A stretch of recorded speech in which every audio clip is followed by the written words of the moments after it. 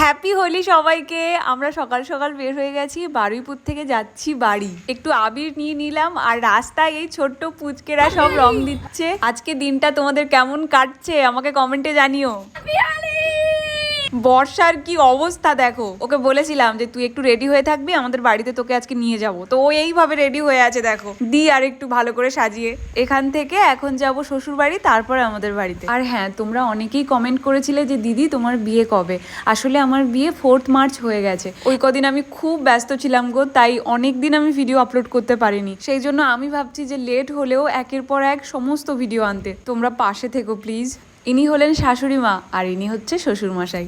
আজকে না খুব ভাল লাগছে, অনেক বছর পরে এরকম ভাবে হোলি খেললাম। গান শুনলেই মোটামুটি বর্ষা আর চুপ থাকবে না, নাচতে শুরু করে দেবে। চলো এবার আমাদের ওই বাড়ি যাই। এ বাড়িতেও আমরা খুব মজা করে রং খেলবো, যেটা দেখবে তোমরা কালকে। চলো সবাই ভালো থাকো, আজকে তাহলে আসি, দেখা হচ্ছে কাল।